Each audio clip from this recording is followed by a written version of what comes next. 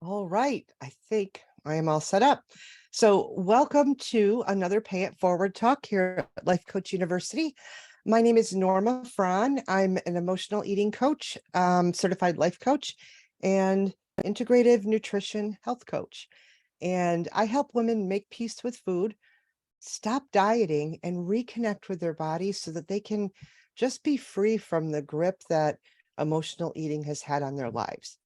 And that's exactly what I'm going to talk to you about today, a little bit about how I think about emotional eating and how we can be a little bit more aware of what's actually going on, because it's never about just the food. There's always something underneath it. And that's the part that most diets and meal plans and programs completely miss. They miss the root cause of why we are emotionally eating to begin with. So that's what I want to talk to you about today. But before we do, let's just do a little bit of quick housekeeping. If you're new to Life Coach University and our Pay It Forward talks, first of all, welcome. And if you're a regular frequent flyer of our PIF talks, thank you so much for being here and supporting us. And a reminder to keep an eye on the Life Coach University website. That's where we have all the details and the schedules around not just the Pay It Forward talks, but our Let's Coach sessions that are scheduled almost every day of the week that you can hop into. So, what it will do today, I'm going to go through my talk about emotional eating. And I would invite you, if you have questions as I'm going, to feel free to use the Q&A box that's right at the bottom of your Zoom screen. You could just open it up and type in your question. And I'll try to keep my eye on it as we go, but I will definitely get to it at the very end. And if by chance you're watching this on a replay and you have a question, you can go to the Life Coach University website and just go to coaches, find my picture, and there's a button there to connect with me, and that will get routed directly to me, and I will respond to any and all questions that you have. All right, so one last thing. This is what we call a Pay It Forward talk, and there's no cost for you to be here, except we do ask one thing, that you take a moment out of your day and pay it forward with some act of kindness. It can be absolutely anything that feels good to you. Something as simple as just giving someone a smile on the elevator today, or holding a door open for a mom struggling with that stroller, whatever it is. Just find some way to pay it forward with some act of kindness. All right, so let's dive into emotional eating. And I want to start with how I think about it. Now, truthfully, I'm not actually a big fan of the term emotional eating, but it's nomenclature that we all understand, and most people know exactly what you're talking about when you say emotional eating. And I'm certainly not interested in making this whole thing any more complicated than it already is. So we're just going to go with it and use that language of emotional eating.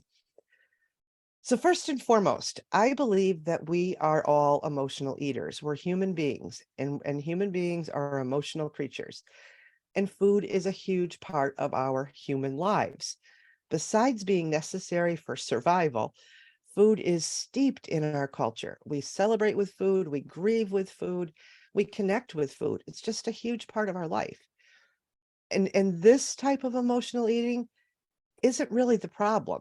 We often make it a big problem, but it's just not. It's becomes a problem for us when food is the primary coping mechanism for all of the ups and downs in our lives. And I'm going to talk a little bit about how that happens, because that's very common and very normal. So before I get into like the specifics, I do want to acknowledge one thing, that your relationship with food, all of our relationships with food, is complicated. And it can be also upsetting. So it's not uncommon to feel confused or frustrated or even guilty about your eating habits, especially if you're turning to food to manage your emotions. But I want to reassure you that that is, again, perfectly normal. Emotional eating is normal, and you're not alone, and that there's truly is hope for finding a healthier relationship with food and ultimately yourself. Now, I know that talking about an emotional eating can also be kind of daunting because, like I said, it is complicated. But I want you to know that here at Life Coach University, this is a safe and supportive environment. And there's no judgment here, no judgment from me, only understanding and compassion because I've been there. I get it. And I want you to leave this talk feeling relieved, knowing that whatever you're thinking or feeling about food and your emotions and emotional eating, it's all very normal. And there are very practical things that you can do to improve your relationship with food and your emotional well being once you understand where some of this is coming from. So take a deep breath, relax, and just give this all a little bit of a think after I've gone through what I'm going to share with you today. We're going to explore emotional eating together and maybe from a little different perspective than how you currently see it. And by the end of this talk, I hope that you have a better understanding of your own relationship with food and how you can begin to find those alternative ways to manage your emotions. So, last thing I'll say, this is a journey and it's okay to take it one step at a time. I've got a ton of information that I'm going to share here today. And my intention is not to overwhelm you, but just to give you something to think about. And I say this in every one of my talks: take what you want, leave the rest behind. If something resonates with you, grab it and run with it. If something doesn't, just set it aside for now. Maybe you'll come back to it later, maybe you won't, and then that's perfectly fine. So, like I said, the first step towards a healthier relationship with food and truthfully, a happier, more fulfilling life is awareness. And I like to think of awareness as the GPS on your phone. What's the first thing it does when you pop in that address that you need to get to? It finds your current location and then it maps out the best route forward. So today we're going to talk about where you are right now and kind of how you got there, because we have to understand that first. You have to know where you are right now to figure out your next step forward. And that applies to everything, I think, anyway. So, we're going to talk about becoming aware of the different parts of ourselves that contribute to or drive your emotional eating behaviors. So, have you ever had this feeling before?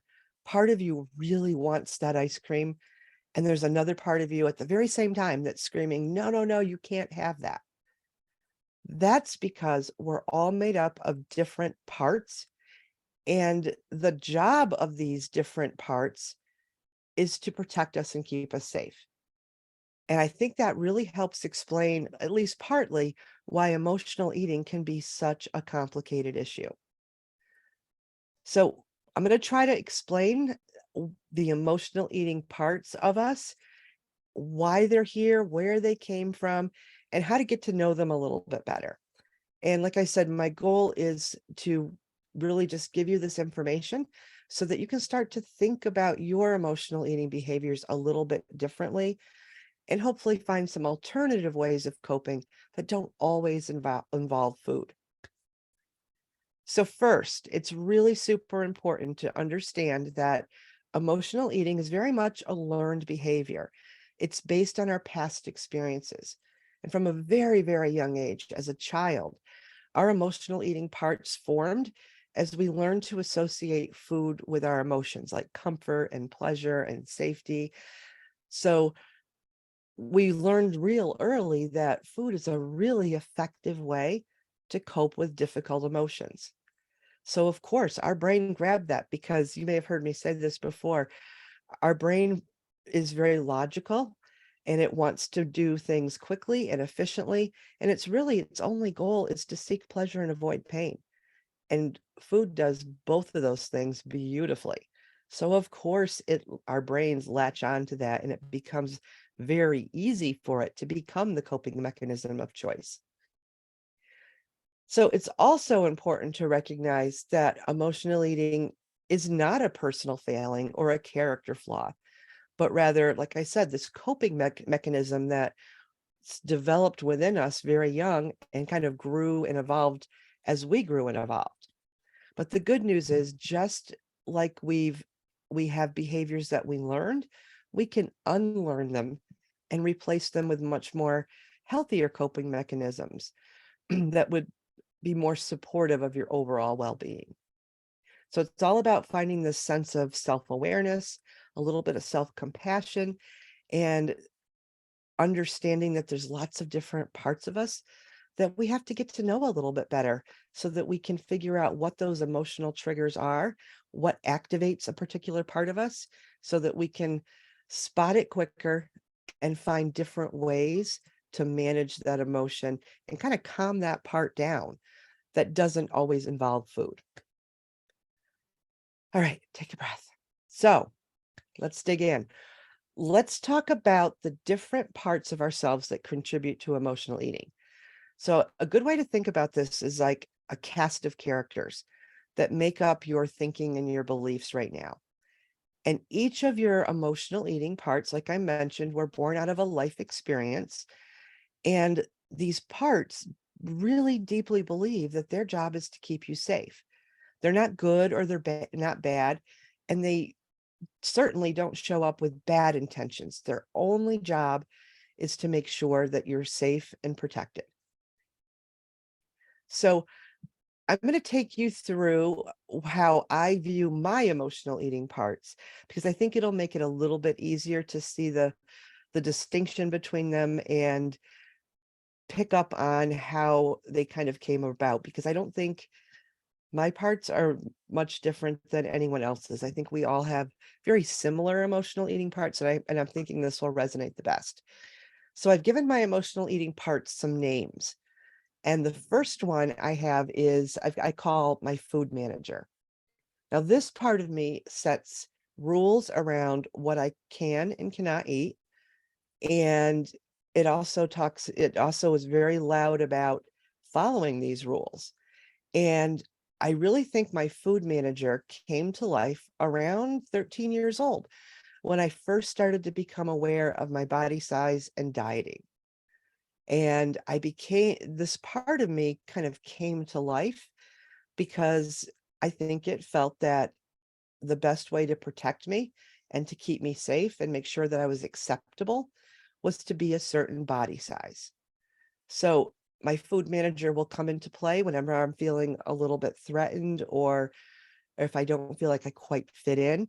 It immediately activates my food manager, and then all those real inflexible food rules start to come into play, and a new diet looks really attractive all of a sudden. So when my food manager is in charge, the rules get really rigid and really restrictive, like most diets. But what happens is that always leads me to these feelings of deprivation, and ultimately leads me to like a big overeat or even binge eating in some cases. But my food manager believes that that's the way it needs to protect me from judgment and fitting in. So that's the first one. The next one that I have, I think is pretty common also, this one I call my distractor.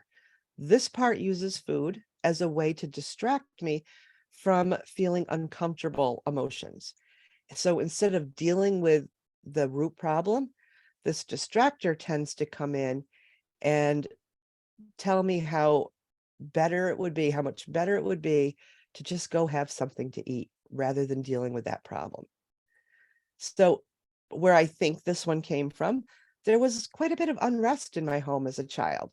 And my mom, doing the best she could, tried to shield myself and my brother from all the chaos by distracting us with a snack, for example.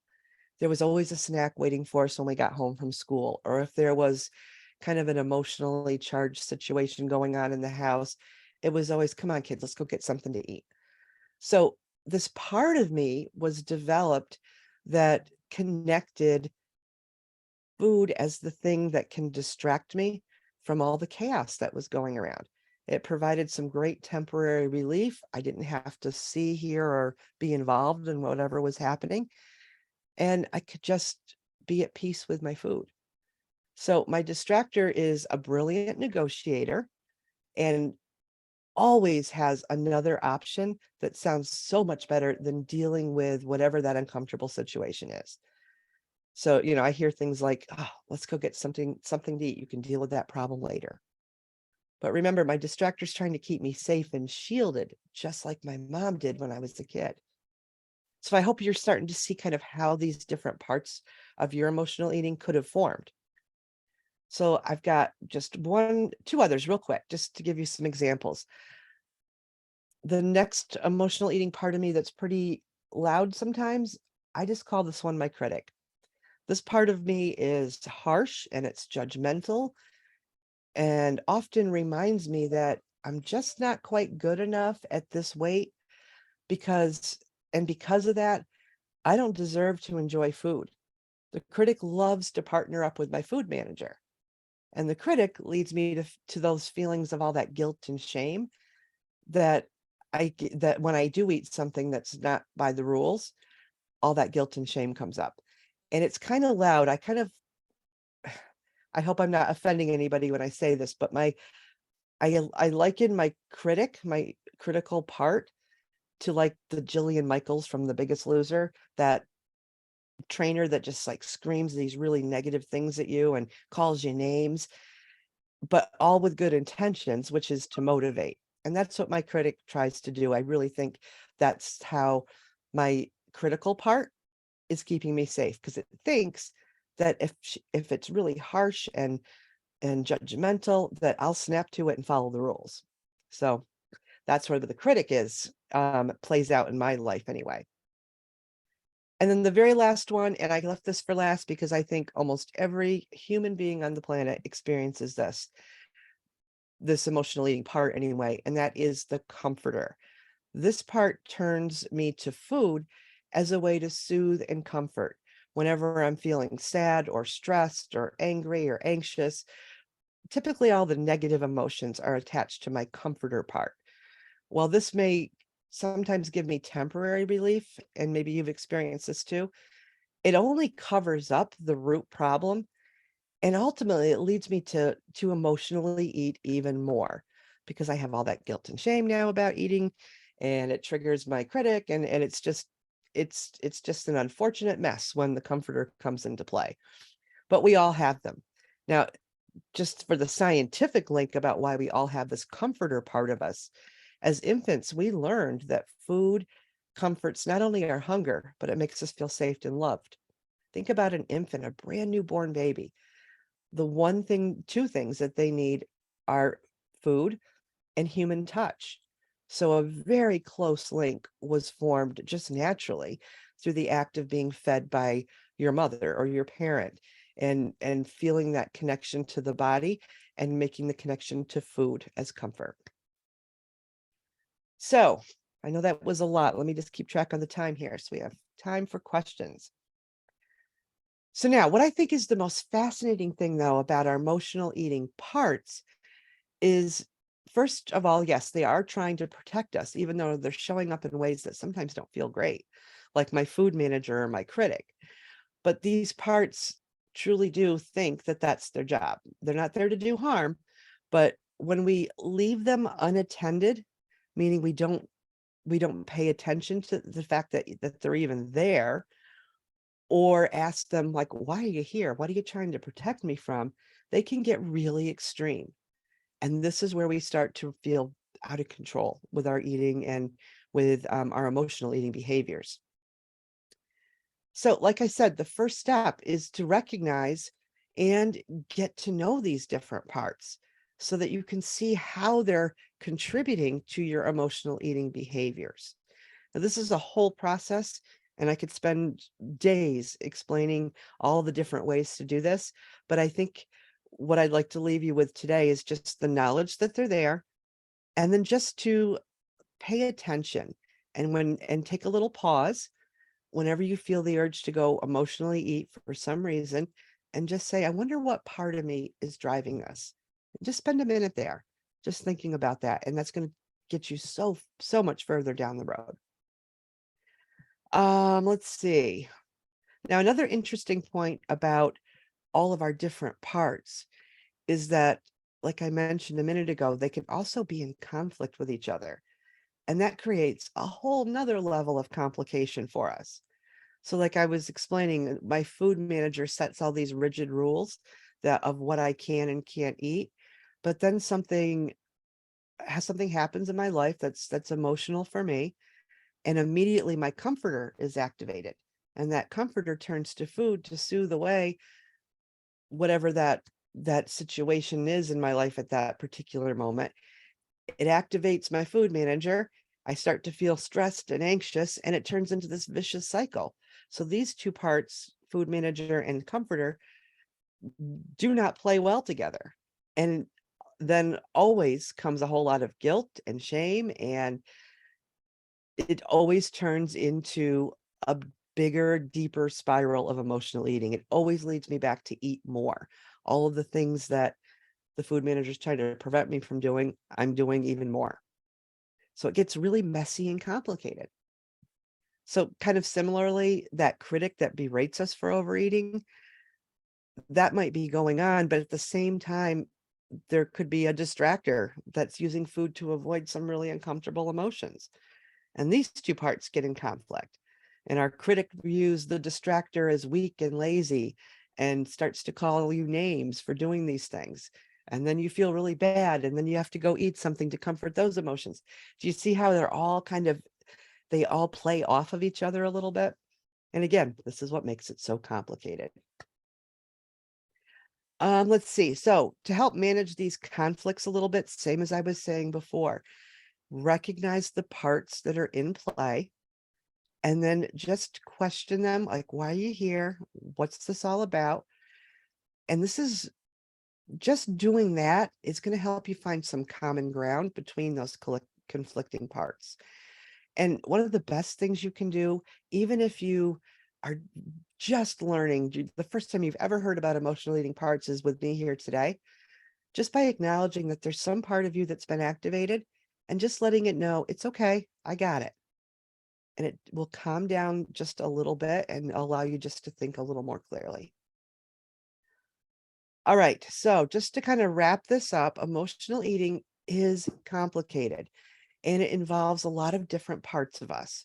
But when we recognize these parts are there and try to work with them in a little more productive way instead of pushing them away, we can learn to manage our emotions in a way that doesn't always require food.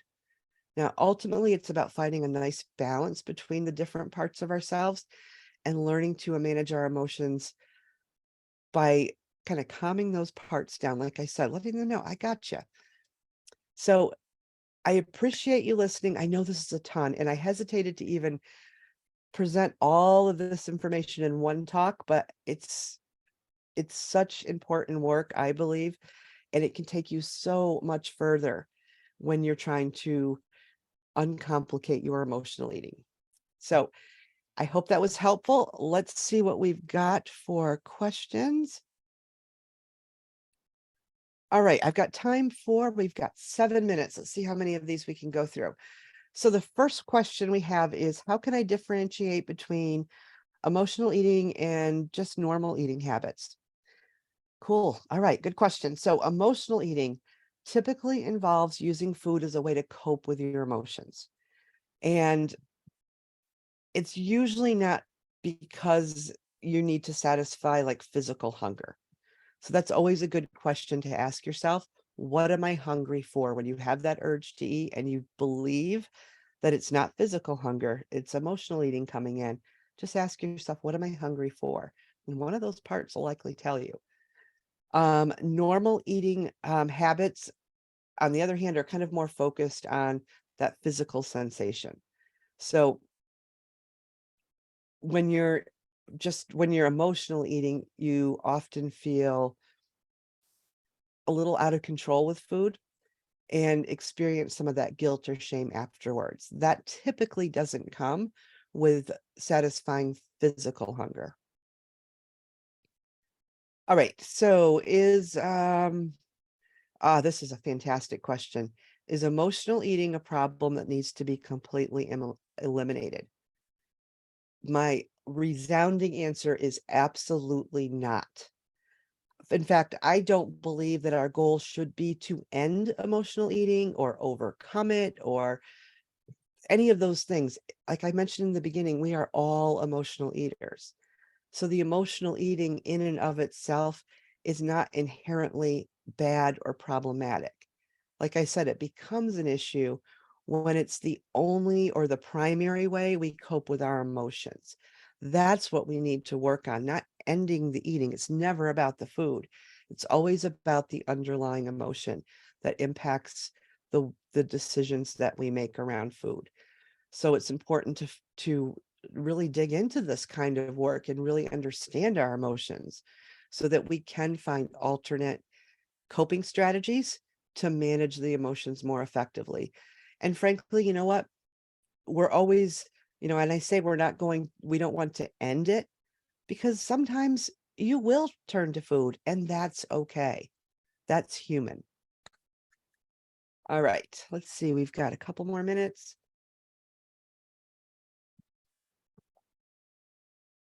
Let's see. Excuse me. All right, how can I deal with the guilt and shame associated with emotional eating? Well, first of all, I think it's really super important to practice self-compassion. And you can do that by just recognizing that emotional eating is simply a coping mechanism. It's not a character flaw. It's not something you're doing wrong or something you have to fix. It's a coping mechanism that developed to protect yourself. Now, acknowledging that everyone has their own approach to dealing with difficult emotions, and that your approach isn't bad just because it may be that food is the primary one. Just be kind to yourself, understand that it's normal, and that you're taking steps towards finding a healthier relationship with food and yourself simply by being here.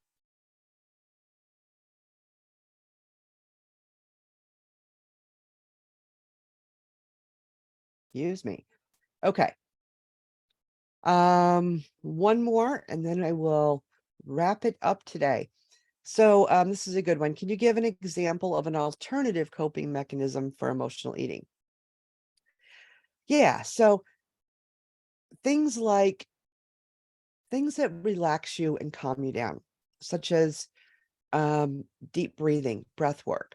There's so much you can find on breath work. If you just Google those words, breath work, you'll get lots of activities or different types of breathing exercises that literally take a minute or less that you can do when you feel the urge to emotionally eat. It will kind of calm your nervous system down just enough for you to kind of ask, like, okay, what part of me is showing up here? Why am I trying to distract myself from something? Do I need to feel comfort? And then you can start thinking about other ways that you might get that type of relief that you need. Maybe it's meditation, maybe it's a quick walk. Maybe it's just sitting quietly for a couple of minutes and letting the emotion just pass through. Some people find creative outlet is a great way. Um, Painting, reading, writing, could be so many different things that can really kind of help provide that alternative expression of self-release.